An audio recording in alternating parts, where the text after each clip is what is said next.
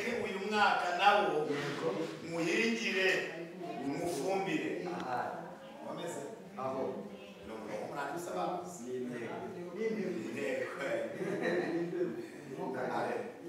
Luka Abaroma bari gukora n'Abaroma 11 cyangwa 19 aya magambo kicugara 19 naho gusasirira mu tuzo gusana kuri 25 aha yego wafite bira n'iyange ni page 61 yego yego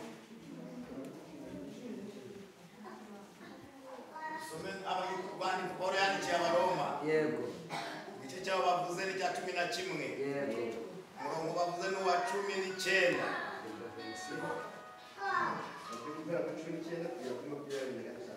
yego aravuze ngo ahari wavuga uti yego amashami yahanyuriwe kugira ngo nterweho aha ni koko tuzi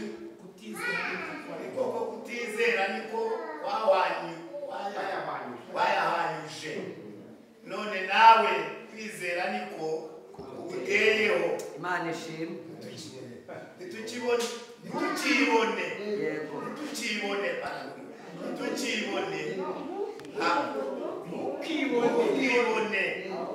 ahubwo utinye ubwo Imana itababariye amashami ya kavukire nawe ntizakubabarira nuko urebe kugira neza kw'Imana amina kandi no kureba no kutabera kwayo kandi no kutabera kwayo kubaguye ni kutabera ariko kuri wowe ni ukugira neza kuguma muri uko kugira neza kwayo kuko nutagira utyo nawe uzahanyurwa kandi babandi nabo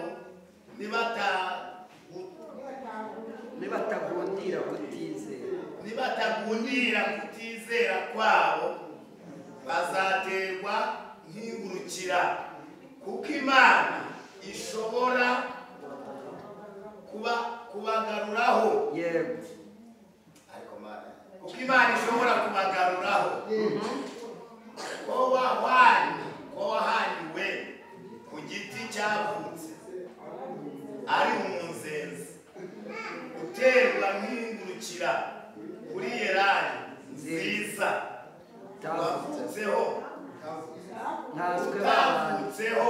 nkanswe babandi bene yo ntibazarushirizaho cyane guterwa kuri Elayo yabo 25 bene data kugira ngo mutabona uko mwirata ndashaka ko mumenya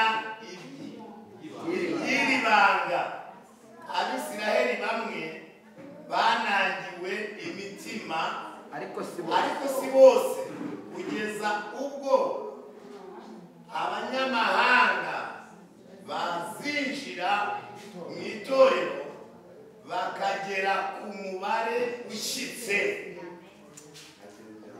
Amen. Mwanyemereye amagambo nkayasubiramo bandi.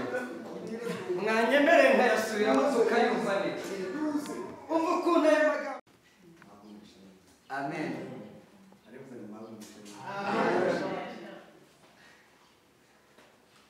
Ntabwo nabimenye rero ko ndi buze hano. Nabimenye hashize iminsi itari mike. Ariko message yanyohereje Minisitiri w'Inshuro zirenga 5. Kandi ntabwo nayisomaga yose. Njye nasomaga intego gusa. Ndavuga uyu mugabo intego yanyohereje niyo ari gusoma cyangwa ntabwo ndi kubona neza. Ubwonko bwanjye bwakiriye yuko ibyo ndi gusoma ari byo nimugoroba. Yuko intego iri mu butumwa bwiza bwese yitwa bwanditswe na Luka igice 13:8. Haleluya. Amen. Semani haleluya. Amen. Nitwa sindi kuvuga Beraste David. umugabo ndubatse umudamu n'abana batandatu b'abahungu. Yego. Abasirikare kabisa. Wa gatandatu cyumweru munsi. Amen. Hanyuma none ko nari gasaba. Iryo torero ryanjye cyabaza no mudugudu ni nayo Paruwasi. Hanyuma ndibata mwene. Yego. Ndashimira Imana yabonye yuko nkwiriye kubwo kwizera. Mu banyamavuta benshi nabonye ahangaha nta kundi ushimira umurimo wawe. Ikemera yuko mahesha umugisha mu ijambo rye. Amina. Amina. Haleluya. Imana ishimwe. Imana iza kumfasha. Ndashaka kuvuga Imana we n'itenda kandi ryanjye. Amavuta y'Imana. Kuko njyewe ntabwo nkorera Imana n'uzapfusha. Ahubwo nkorera Imana nk'uwapfa kano kanya. Yego. Haleluya. Amen. Semani haleluya. Amen. Naribuza yuko ngenda kuri Imana nk'uzapfusha. Niranuka nk'uwapfa aka kanya ngakora Imana nk'uzamara imyaka. Niranuka nk'uwapfa kano kanya.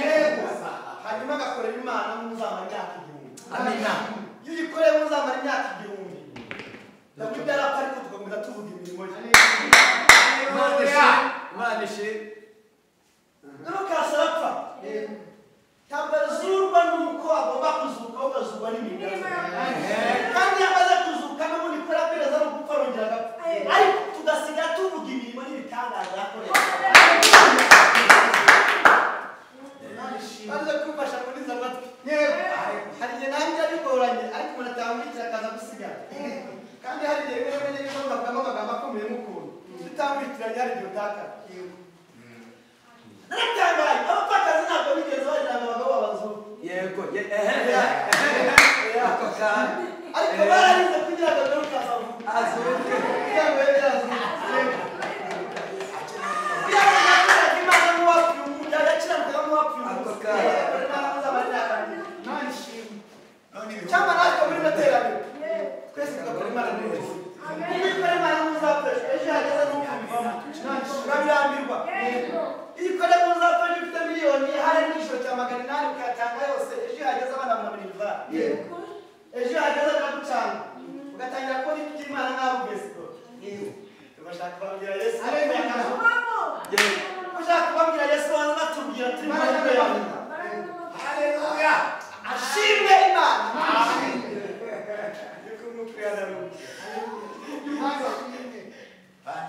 Haleluya. Amen. Yubashaka kubwira Yesu. Ntabwo ndibuza kubwira bimurumva Imana. Ndashaka ndibuka n'umukiza. Wowe ndashaka kwivuga kuburyo kwibuza. Ukumva ivugana nawe. Amina. Ukumva ivugana nawe. Kandi avugana nawe akagira ibiyegeza. Avugana nawe akagira ibintu bihinduka. Kandi avugana nawe akagira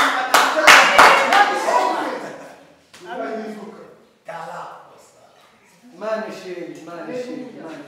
Haleluya. Hanyuma ishimiye n'ubuyobozi na minisiteri yagira icyizere kuko Imana ari kubishima ariko mwebwe ntimubishime. Ariko ndabushimye. Haleluya. Ntabwo nabivuze kubagenda ukuri kw'Imana habura iminota 10 ngozi telefone y'amamagaro nakaba ndi kwerekeza igisebe. Ndabona mbiri ndayibona. Yanga ariko ndabona yanga. Haleluya. Amen. Mu myaka mike maze mu muhamagaro ubundi ntabwo bijya bipfa kubaho buri weekend gufatira. Bitewe na contract tuba dufitanye n'Imana. Buri wese afite akorana n'Imana. Ariko iyo bibaye ngombwa ikanusha amaboko ndayitebiye. Nari ngiye kubabwira yuko Yesu yabanuye. Amen. Reka buri muntu wese urahanga ntabwo igiterane mwagiteguye mwebwe nka minisiteri. Mutari mwabishyira mu nda z'ababyeyi. Imana yari bizi ko tuzaturi kuri ikiro kimenyera hano mwabanje kugerageza bati heza hafi y'aho bakazohereza abantu Imana yateguye ahangaha. Imana yateguye ahangaha. Ndimo ndakumva Yesu. Kandi mu gutegura ahangaha hari abantu yajyaga mukumire bataza kurya ibitari ibyabo.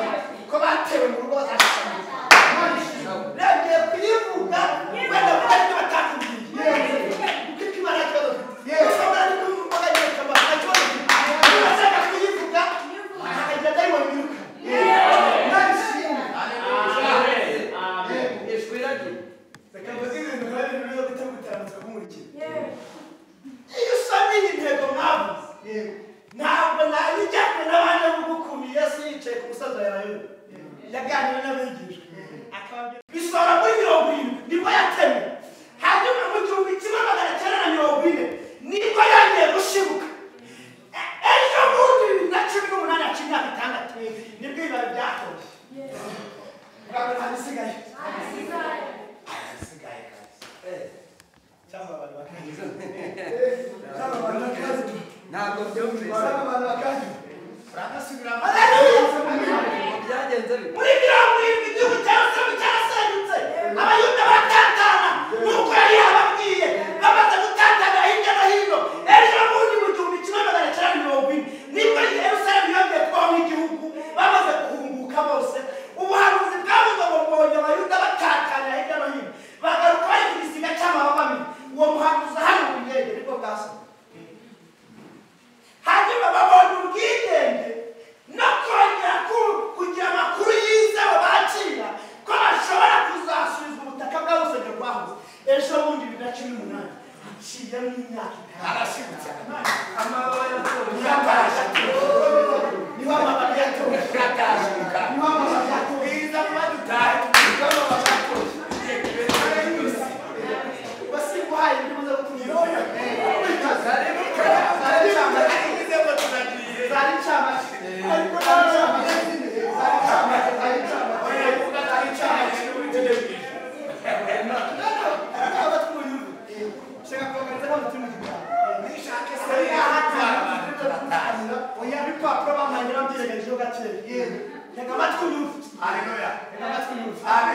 yavuze ngo yabihangana umwaka wa mbere abihangana umwaka wa kabiri imyaka ingahe hanyuma aravuga ngo noneho wihanganire uyu mwaka wa Imana ishimwe hanyuma mureka mudubwira imyaka yarabara gusubira inyuma amateka umwaka umwe kuri ku Mana ni imyaka 1000 kuri twe noneho bukani imyaka 2 ni imyaka 2000 hanyuma uyu mwaka wa gatatu ndaza kuwusubiraho nyuma nenda gusoza mureke nsubire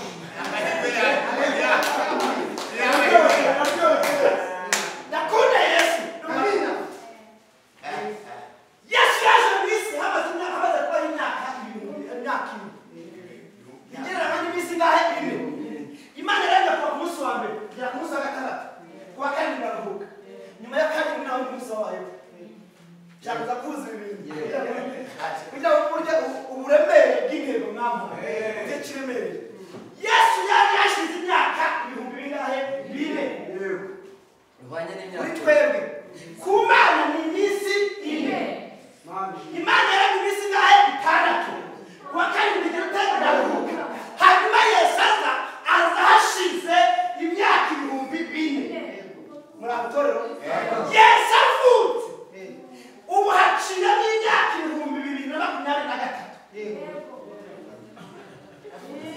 haciye n'imyaka 2000 bingahe 2023 hanyuma imyaka 2000 iyongera ku myaka ingahe 4 ikaba imyaka ingahe 6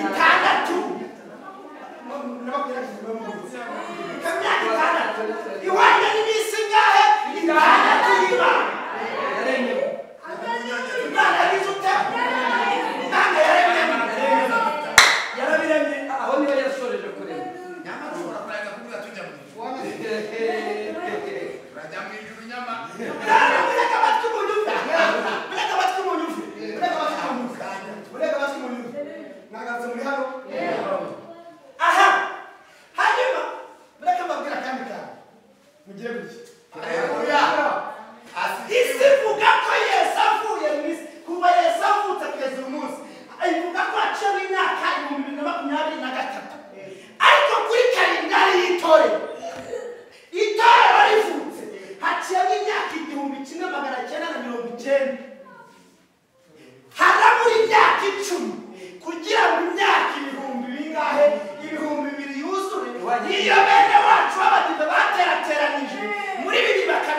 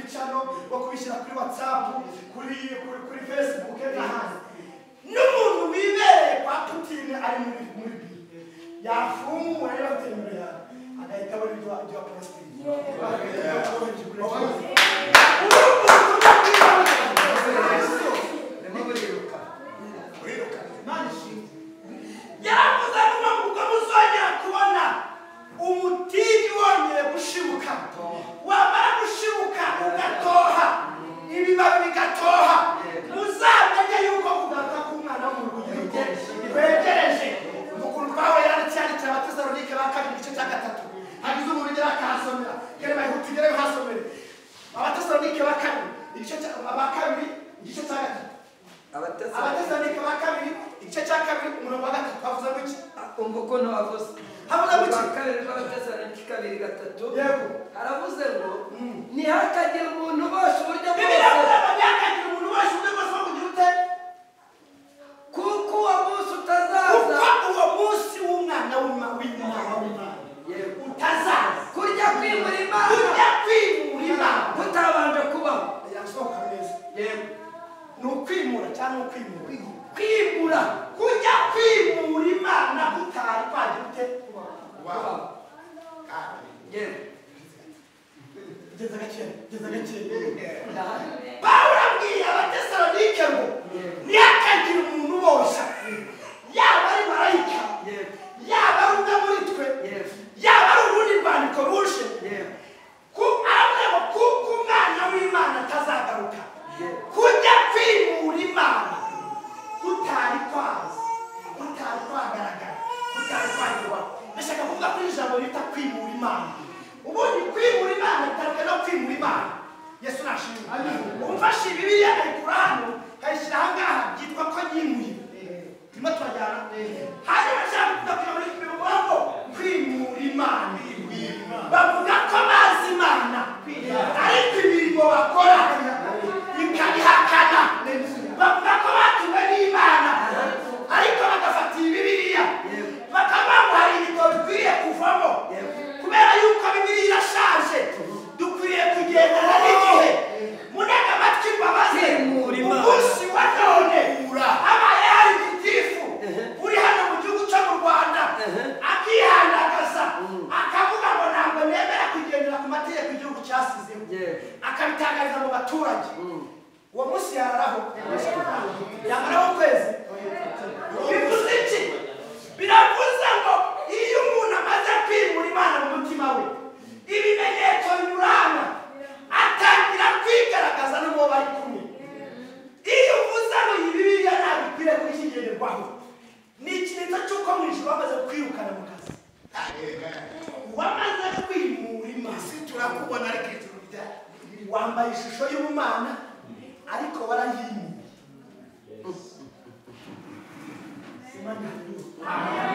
Semani haleluya. Pawulo aravuga ntabwo Yesu azagaruka kujya kwimura Imana kutaraba.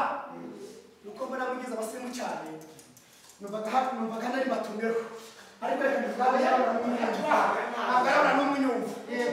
Ubutumwa dufite ufite aho bwaturutse bwabanje mu Isiraheli. Abisiraheli bamutera umugongo ntabwo ndahagera. Hanyuma wenda nanze kugera kuri toro ryacu rya Pentecote abamisiyoneri barizanye n'abasorodubo ariko ntabwo kavuki ari muri Suwede ryari rivuye muri Amerika niyo maboko yanyu. Hanyuma igeze y'umunsi wa none aho wasangaga basengera mu nsengero zikomeye uhasangamo abakecuru 5 cyangwa 4 bakabya bakaba 10 bamaze kwimura Imana.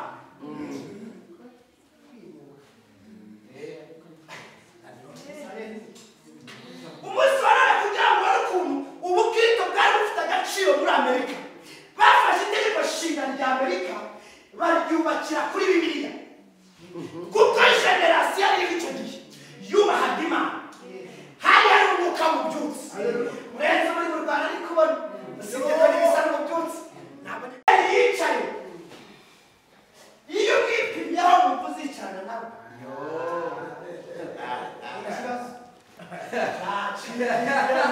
Mumibabaro zizamukirayo dore zikosi intebe n'intwari za Yesu.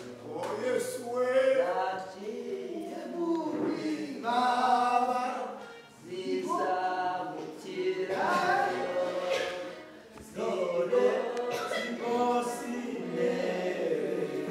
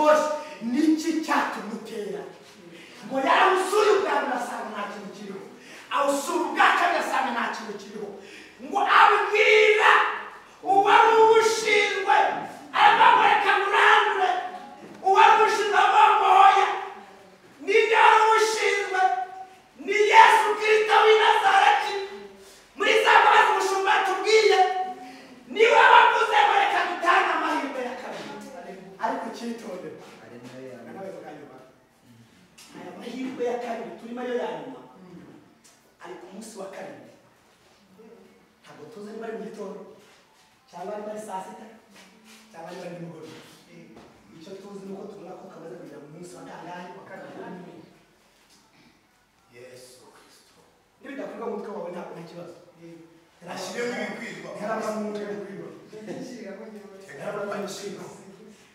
kuko tubonye ko ari kuri kalendari y'Imana harabura imyaka 10 kugira ngo imyaka 2000 yuzuye isaha 4 kugira ngo yuzuye 6 hanyuma ntabwo tuzi twebwe nta makuru dufite ntabwo twenda kubeshya isi tubwira ngo dushimye kuri kalendari y'itorero bazaza muri bibiri kuko niyo umaze mubaza ndetse n'abigishwa yarababwiye ngo sinjye icyo tuzi ni kimwe nuko nta munsi wa munani wabayeho ku munsi wa karindwi ku munsi wa karindwi habaye iki habaye isabato yararuhutse bitinda bitamuke rero uyu munsi wa karindwi itorero rizazamukira haleluya mbwira buri ko ari itorero rizazamukira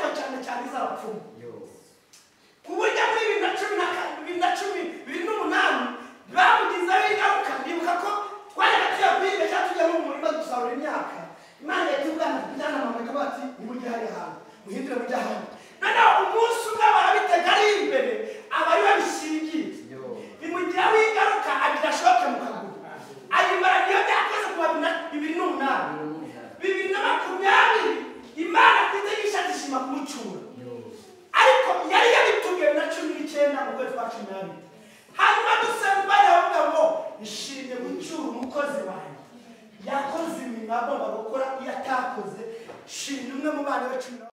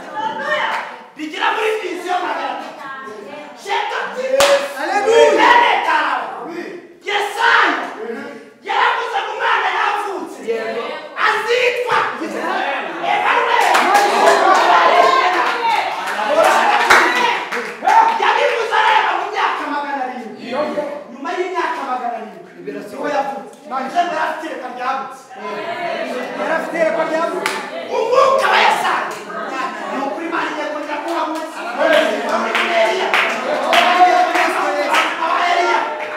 babwira umwami ngumva izo mana zawe wasanye nizo zaguteje akaga shemeto topi enetarawa to enewa ndenda kubabwira ko bintu ugiye kwihinduriza barangaye itorotoroba kugishinga turanwa gukora inshingano zacu ariko umunsi twategetse icyo mvuze isi ikakibona icyo mvuze isi ikabona ko ari Imana gutumye tugiye kongera gushakisha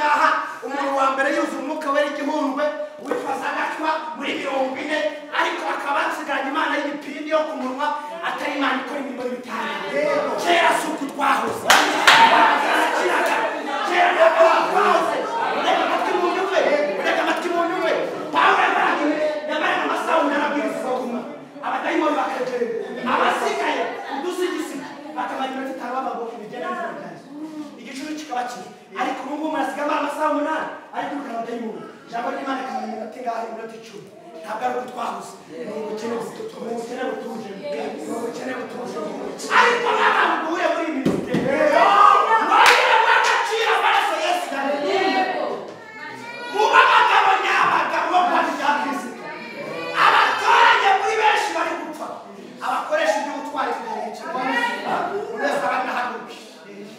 gusenga Imana. No! Yesu Kristo.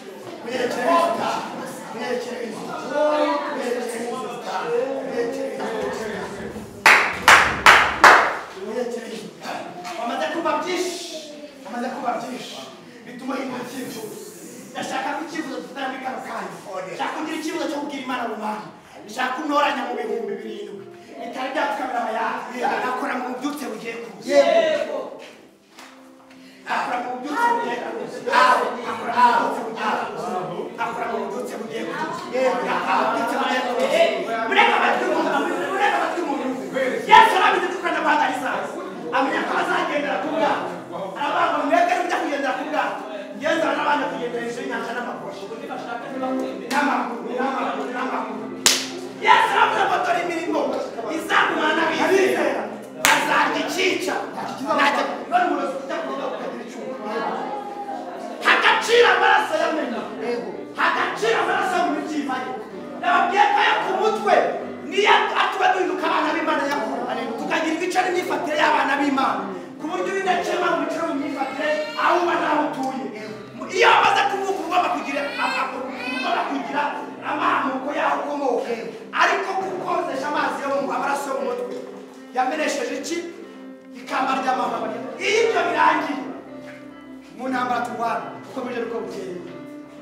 Yesu yavuze iki? Amaze kubwira abamwizeye 14 Yohana umurongo wa 2 arababwira ko mwizera Imana nanjye mwizeye. Ababwira ukubera icyo ababwira mwizera Imana. Abantu mwizera Imana nuko bari baramaze kumwizera. Hanyuma ngo mwizera Imana yaravuze ngo mwizera Imana n'umukozi. Kwizera Imana ni iki? Kwizera Imana ni kwitanga. Haleluya. Kwizera Imana ni kiza Rwanda. Kwizera Imana ni kiza sida. Haleluya. Kwizera Imana ni kiza diabete. Kwizera Imana ibasha gukura mu rufu kandi abazemo bari bakwiye. Kwizera Imana ukenekesha amagambo atayibona afite yose nani. Amen.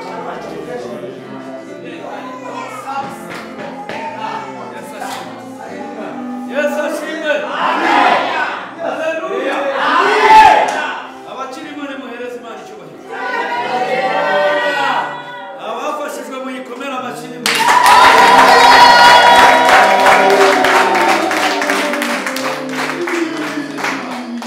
Mana yacu. Turagushimiye ku ijambo ryawe. Ijambo ryawe. Yemererwamo. Ijambo ryawe ni umutsima. Tumaze kurya. Ubugingo bwacu burahembutse. Bashobora kumenya neza. Kandi gutanga ufite itorero ryawe. Tugushimiye ibyo wakoze. Tugushimiye Kristo. Wadukunze ukaduha agakiza. Bari abanyamahanga. Tutari tugakwiye. Haleluya. Wagize neza. Uyu mwanya sengera umuntu wese wahamagawe guhereza agaciro agakiza wamuhaye. Yego ugafata nk'agita afite agaciro. Umuntu wese mwami muhereza gukizwa neza, muhereza kwezwa, muha imbaraga. Mwami Yesu Kristo kurwanya guhora kungama hari byinshi umuntu wese ukijijwe agiye kurwana nabyo. Udafite imbaraga ntazanesha, udafite imbaraga ntabwo azabinyuramo kigabo. Tanga imbaraga kuri gurupe, tanga imbaraga ku banyamwuka, tanga imbaraga ku babyeyi, tanga imbaraga ku basore n'abakobwa, tanga imbaraga ku bagurupe bose kugira ngo mwami tangira utegure umuntu wese hakiri kare muri iyi minsi igoye, muri ibi bihe by'imperuka. Dukomereza agakiza, dukomereza amavuta, dukomereza amasezerano mu izina rya Yesu.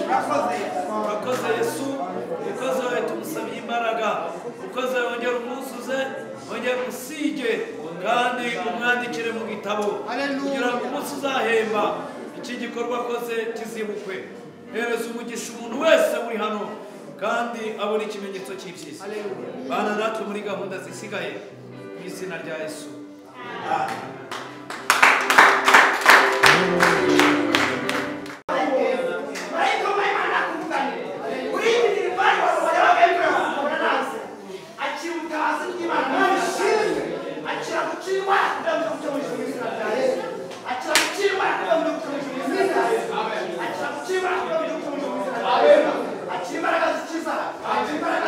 Amen.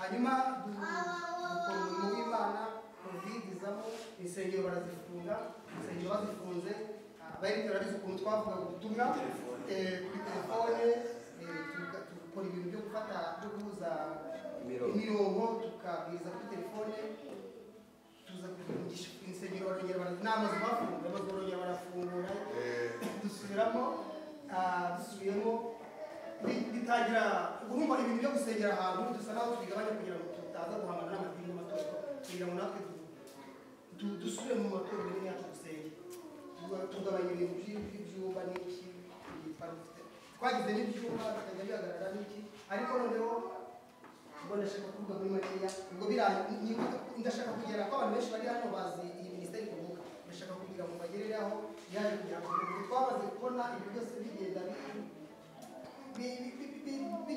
gakeya mu ntambara habamo n'urugamba mu murimo habamo n'urugamba habamo n'intambara hakagenda hazamo ibibazo ariko biza kugira ngo ngaho nyine turavuga reka dukorere umurimo w'urubuga tuwishyira kuri WhatsApp abantu mukabona buri bataje ariko badashaka kuza kubera ko bari kure kubera ko babuze ubushobozi abandi bakoresha aya matelefone matoya batari bajya batajya ku rubuga tutagize ubushobozi bwo kugira ngo bose tubabwire ariko n'abantu benshi twabaga tuvuga turi abantu 100 barenga tugaterana mu gitondo tugasenga Imana n'ubu ngubu iyo ugiye kuri platform ya WhatsApp y'urubuga ubona hariyo abantu 280 n'abangahe n'abatanu ntabwo bose baza hano ariko babashije kuza Imana muri bamugisha Imana bamugisha twayipresence abandi twahagarariye abandi ndumva icyo nicyo kwishimira ko ntabwo ikibazo ari ubwinshi bw'abantu ahubwo ikibazo ni intego ikibazo ni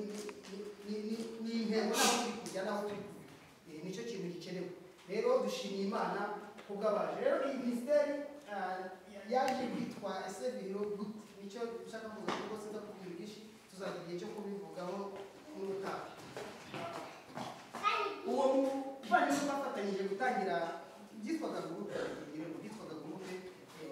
noneho amaze gupfa cyangwa yapfuye bitunguranye yararyamye arapfa nagiye mu mujyi barahamagara barambwira ngo promese ngo barapfuye kandi nari nagiye musize ngo barapfuye ntaza dusanga kuko yapfuye basibonye barabizi n'umukristo wabo n'abe umudiyakoni dusanga yapfuye n'ibyo by'abanyarwanda bamutuye ngo arapfa amaze gupfa rero ndashaka kuvuga niho turasenga twakomeje gusenga Imana iza kutubwira ko icyumba cyari kiri aho ngaho byari mu buryo bwo kugira ngo duherekeze umugeni w'Imana uzagana niyo mpamvu icyumba cyari kiri aho ngaho nk'uko abavandimwe bavuze neza tuwasanga umunsi twaje duherekeza uyu muvandimwe waje kwakira agakiza twese wasanga twavuye ahantu hatandukanye tugakora porogaramu zitandukanye tukavuga ngo twapanze ibiterane tugira gute ariko Imana iyo yashakaga impamvu wenyine ushobora gutera intambwe kugira ngo yakire ni nk'uko natwe twakoze icyumba aho ngaho igihe kirekire turi gusengera urwo rugo kugira ngo umugabo